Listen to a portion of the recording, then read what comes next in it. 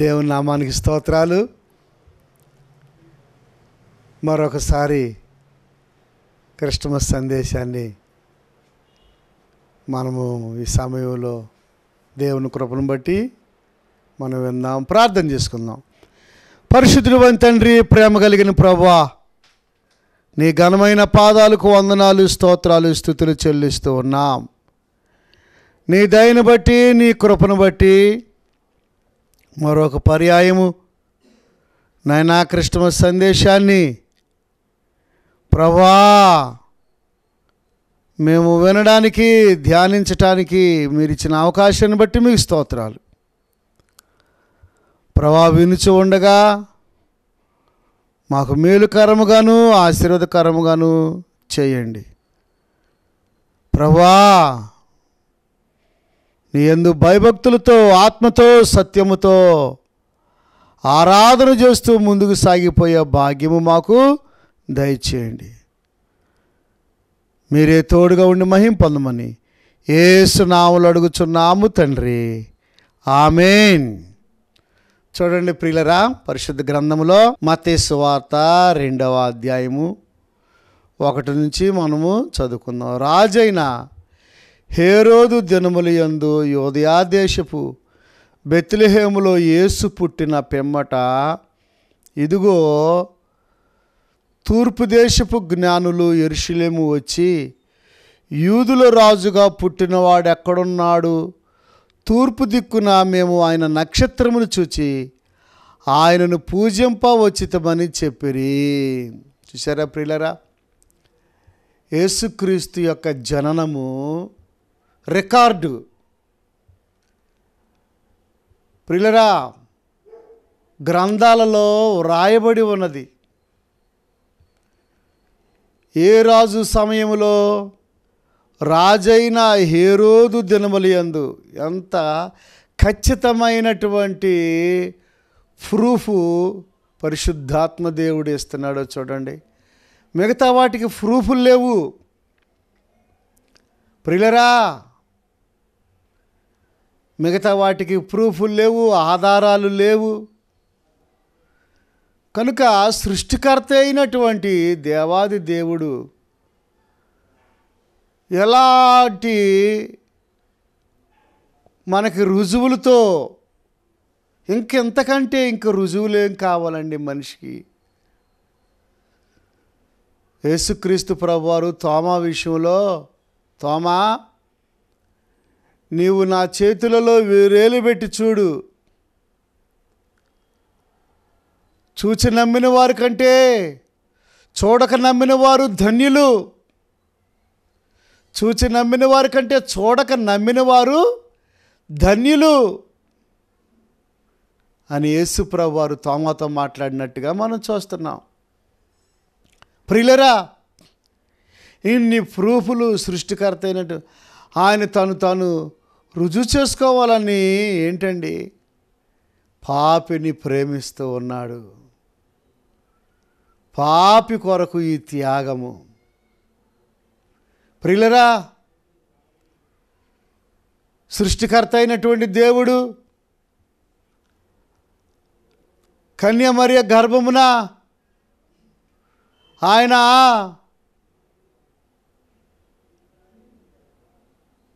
పుట్టినాడు. ప్రియులరా,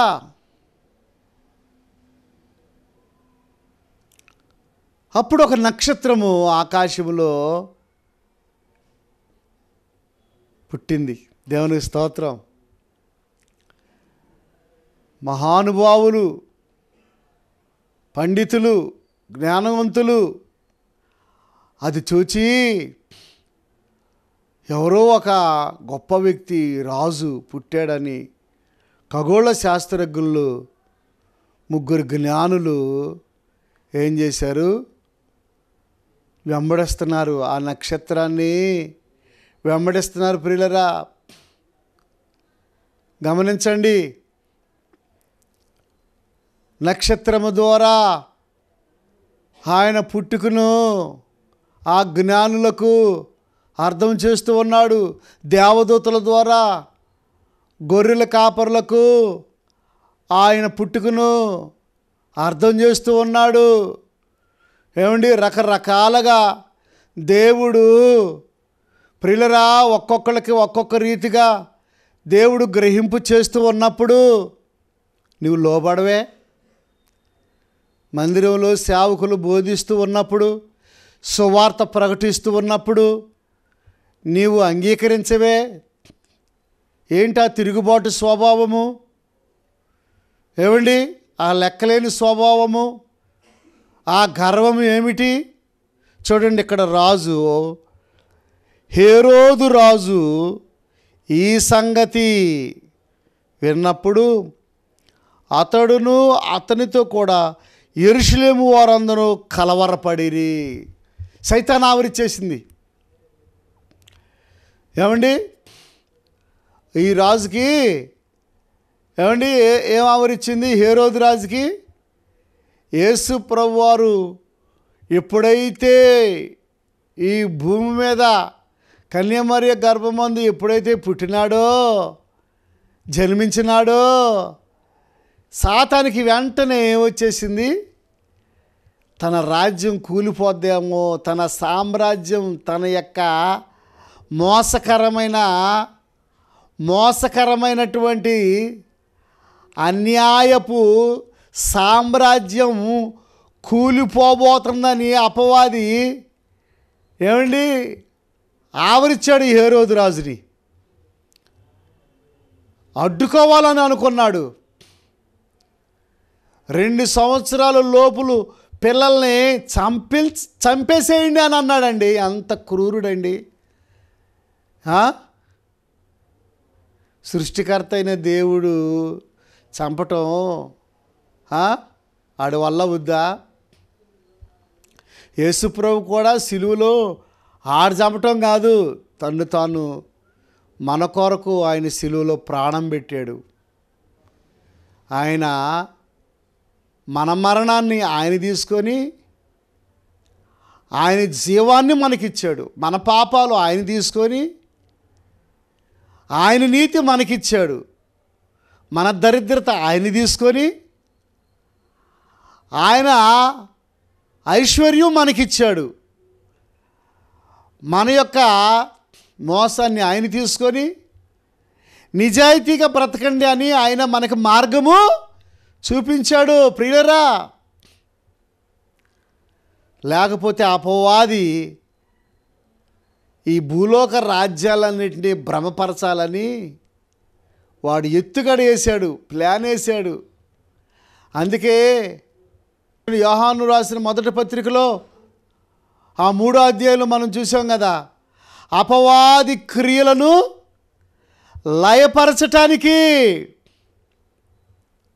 చూసారా మనిషి కుమారుడు ప్రత్యక్షమయ్యాడు.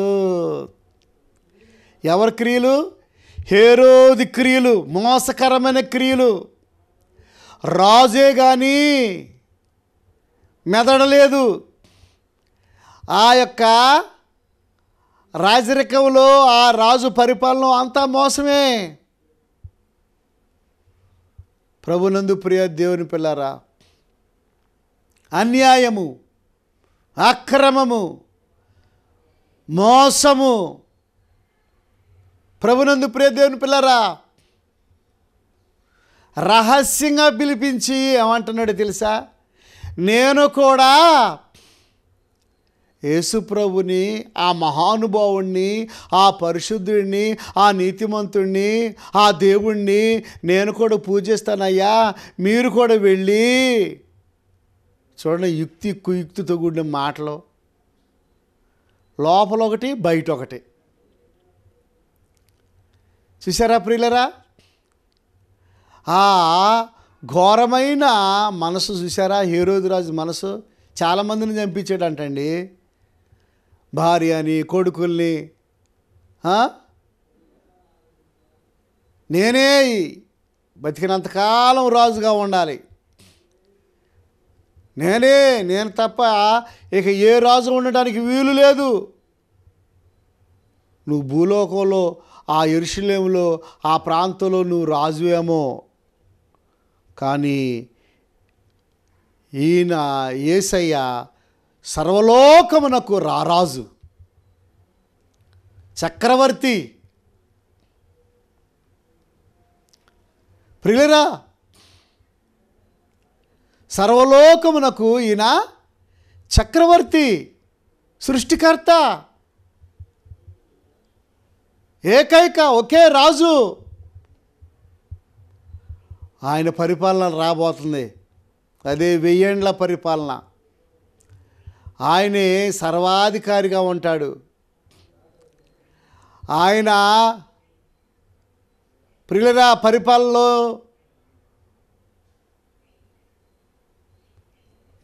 నీతి, న్యాయము, ధర్మము,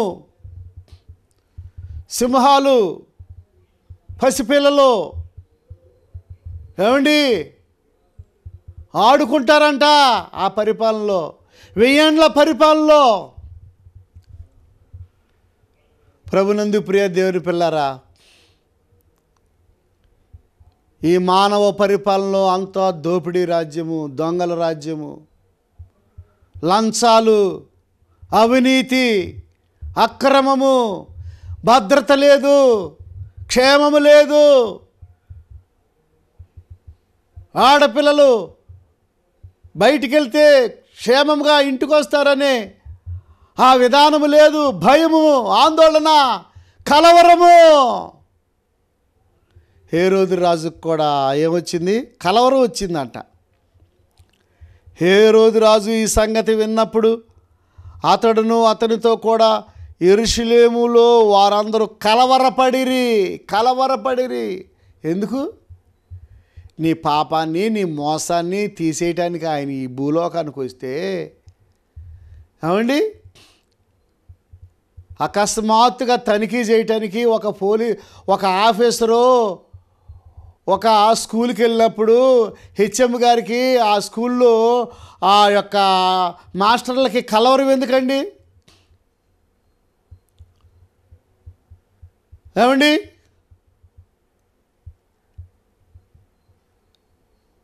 డ్యూటీలకు వెళ్ళకపోయినా డ్యూటీలకు వెళ్ళామని సంతకాలు పెడతాం. ఏమండి ప్రభుత్వపు ఆ నిధులను స్వాహా చేయటం,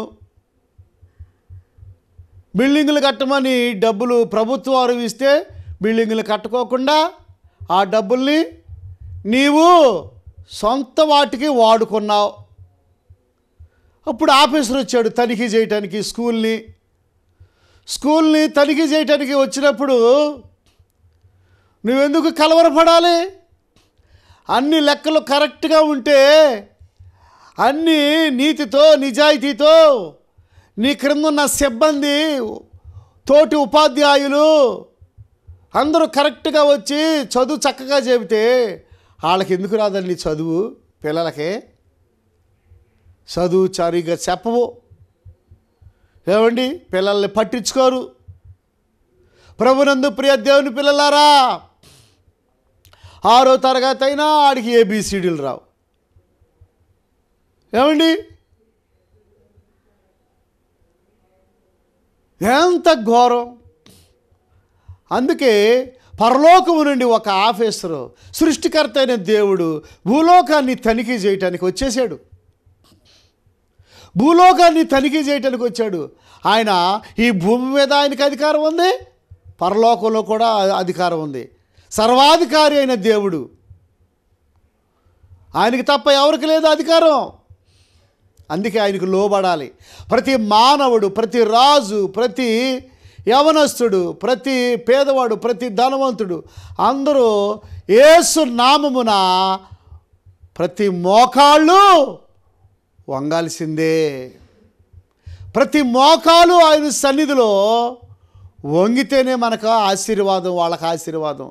అంతేగాని డబ్బును బట్టి, హోదాను బట్టి నీవు గర్విస్తే సహోదరుడా, సహోదరి, వ్యాధులు పాలైపోతావు, నష్టాలు పాలైపోతావు, ఆర్థిక ఇబ్బందులు పాలైపోతావు. తల బిరుసుంటే ఇబ్బందులు పడిపోతావు, తగ్గించుకో. దేవునికి లోబడు.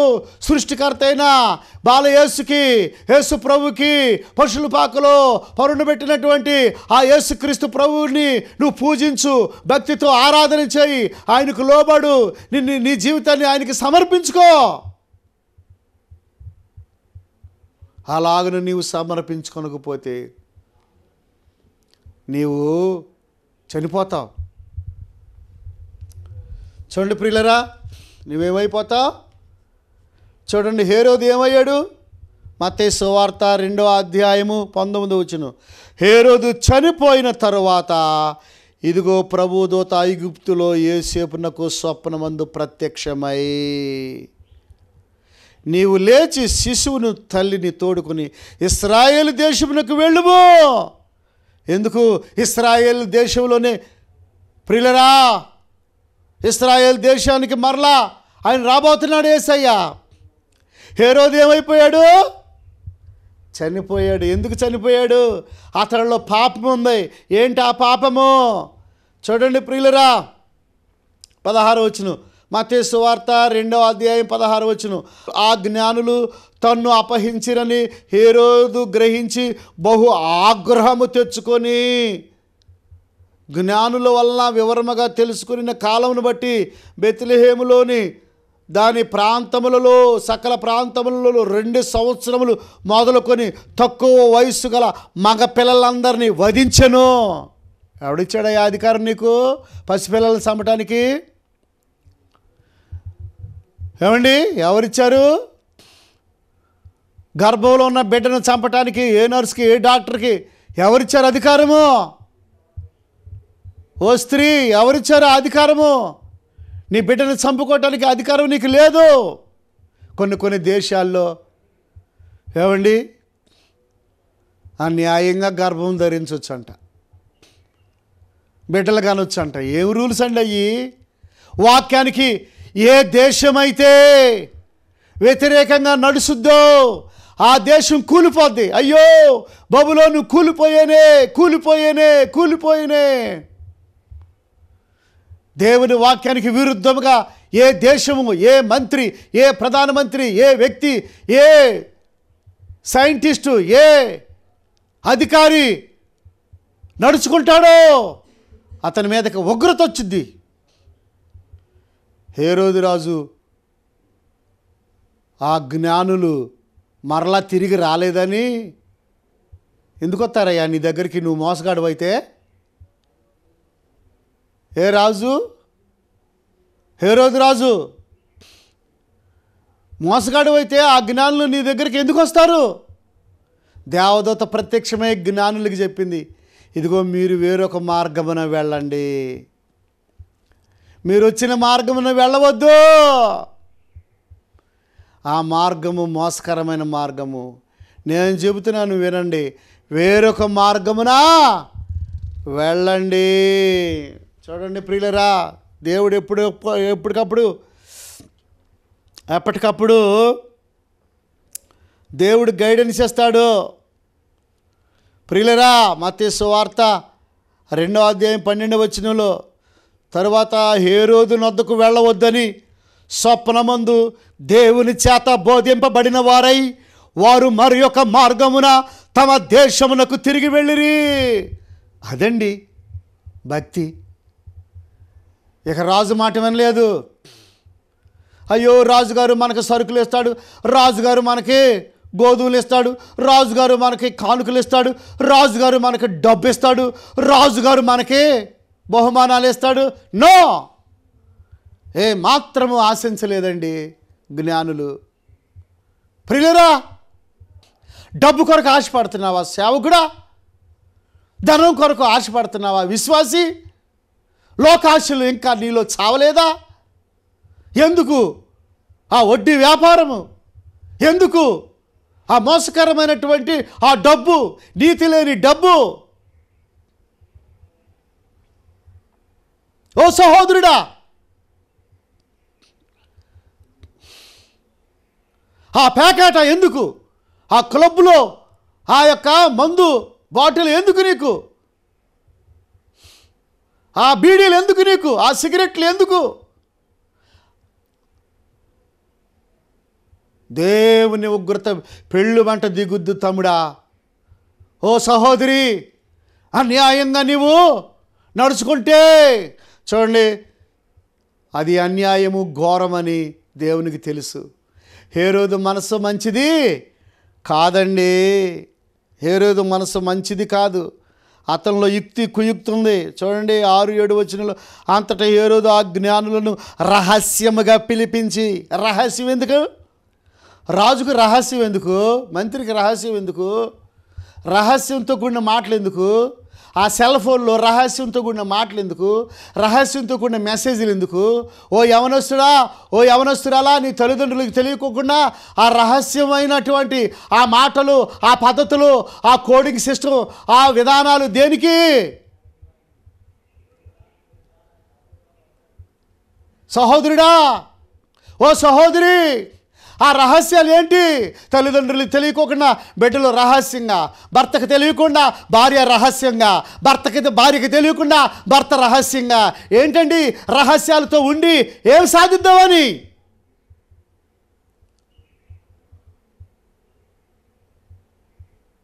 దేవుడు చూస్తున్నాడు నీ జీవితము, నా జీవితాన్ని దేవుడు స్కానింగు చేస్తున్నాడు. ఏంటి ఆ రహస్యం? ఆ రహస్యంతో కూడిన మాటలు ఏంటి? యుక్తితో కుయుక్తితో యేసుక్రీస్తు ప్రభుని చిన్నపిల్లోడిగా ఉన్నప్పుడే, బాలుడిగా ఉన్నప్పుడే, పసిపిల్లోడిగా ఉన్నప్పుడే ఎలాగైనా చంపేస్తే ఇక నేనే రాజుగా ఉండొచ్చు, నేనే పరిపాలన బాగా చేయొచ్చు అని యుక్తితో కుయుక్తితో ఆత్మను ఎవరైనా చంపగలరా? దేవుడు అంటే ఏమనుకున్నావు? ఆత్మ. శరీరాన్ని చంపగలవేమో, ఆత్మకి చావు లేదు. దేవునికి చావు లేదు. దేవునికి చావు లేదు. కానీ నీ ఆత్మను, నీ దేహమును చంపగలిగేది దేవుడు ఒక్కడే. అగ్ని ఆరదు, పురుగు చావదు. దేవునికి భయపడు సహోదరుడా. చూడండి ఇక్కడ, రహస్యముగా పిలిపించి ఆ నక్షత్రము కనబడిన కాలమును వారి చేత పరిష్కారముగా తెలుసుకొని మీరు వెళ్ళి 8వ వచనం, మీరు వెళ్ళి ఆ శిశువు విషయమై జాగ్రత్తగా విచారించి తెలుసుకొనగానే నేనను వచ్చి ఆయనను పూజించినట్లు నాకు వర్తమానము తిండని చెప్పి వారిని బెత్లెహేమునకు పంపెను. నేను కూడా పూజిస్తా. ఏంటి నీవు పూజించేది? అబద్ధాలాడి పూజ చేస్తావా? అబద్ధాలాడి ఇలా మొక్కుకుంటావా? మెడలో సిలువ వేసుకుంటావా? మోసాలు చేసి ఒప్పుకోవద్దా పాపాన్ని? ఓ సహోదరుడా, సహోదరి, నీ పాపాన్ని నీ ఒప్పుకోవద్దా? నువ్వు చేసిన పాపమును, చిన్ననాటి నుండి చేసిన ప్రతి పాపమును, రహస్యముగా చేసిన ప్రతి పాపమును దేవుని సన్నిధిలో ఒప్పుకోవాలి. మనుషుల దగ్గర నీవు ఒప్పుకోవాలి, సరి చేసుకోవాలి, క్షమాపణ అడుక్కోవాలి, దొంగిలించి తిరిగి ఇచ్చేయాలి. అది భక్తి అంటే. సోదరుడా, సోదరి, క్షమాపణ అడుక్కోకుండా నువ్వు బాప్తిసం తీసుకుంటావా? సరి చేసుకోకుండా బల్లారాధన తీసుకుంటావా? సరి చేసుకోవద్దా? పొట్టి చెక్కయ్య సరి చేసుకోలేదా? ఏం చేశాడు పొట్టి చెక్కయ్య? అయ్యా, నేను ఎవరి దగ్గర అయితే అన్యాయముగా నేను సంపాదించానో వారికి తిరిగి నేను 4 అంతలు తిరిగి ఇచ్చేస్తానయ్యా, 4 అంతలు తిరిగి ఇచ్చేస్తానయ్యా. సగభాగం ఉంటే అది పేదలకు ఇచ్చేస్తానయ్యా. అయ్యా, నిన్ను వెంబడిస్తానయ్యా, అయ్యా సేవ చేస్తానయ్యా అని తీర్మానం చేసుకోలేదా పొట్టి చెక్కయ్య? తిరిగి నీవు దొంగిలించి తిరిగి ఇచ్చేసేయాలి. చూసారా, హేరోదు రాజు రహస్యముగా ఏం చేయాలనుకుంటున్నాడు? పిలిపించి జ్ఞానుల్ని వారి ద్వారా వర్తమానం తెలుసుకొని, ప్లేస్ తెలుసుకొని యేసు ప్రభుని చంపాలని ఆలోచన చేస్తూ ఉన్నాడు. ప్రియులరా, మళ్ళీ పూజిస్తాను ఆయన దగ్గరికి వచ్చి. చాలామంది మోసకరమైన పూజలు చేస్తున్నారు. దేవుణ్ణి ఆరాధించువారు ఆత్మతో సత్యముతో మనము ఆరాధన చేయవలసిన వారమై ఉన్నాం. ఆత్మతో సత్యముతో దేవునిని ఆరాధన చేయాలి.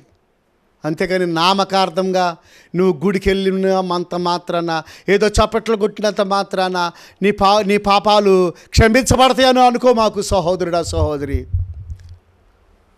నీవు సరి చేసుకోవాలి. కాళ్ళు పట్టుకొని నువ్వు క్షమాపణ అడగాలి. హేరోదు రాజులో అతనికి క్షమాపణ లేదు, అందుకే చచ్చిపోయాడు. హేరోదు రాజు ఏమయ్యాడు? చచ్చిపోయాడు. అంతే. దుర్మార్గులు, మోసగాళ్ళు ఏమవుతారు?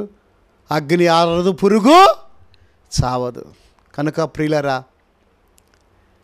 బాగు చేయటానికి వచ్చాడు. జ్ఞానులు చక్కగా దేవుణ్ణి వెంబడించారు. అలాంటి జ్ఞానంతో వాళ్ళు ఏమేమి అప్పగించారు? బంగారము, బోళము, సాంబ్రాణి, విలువైన దేవుణ్ణి విలువైన వస్తువులతో ఆరాధన చేశారు. మోకాళ్ళు వంచారు, సాగిలు పడ్డారు. ప్రతిరోజు సాగిలు పడాలి. ప్రతిరోజు నీవు తగ్గించుకొని భక్తి చేయాలి. అందుకే దేవుడు వాళ్ళని జ్ఞానులు అని సంబోధించాడు. జ్ఞానం కలిగి ఆరాధన చేయి, దేవునికి లోబడు. ప్రార్థన చేసుకుందాం. దయచేసి తలలు వంచండి, కళ్ళు మూసుకోండి, ప్రార్థన చేసుకుందాం.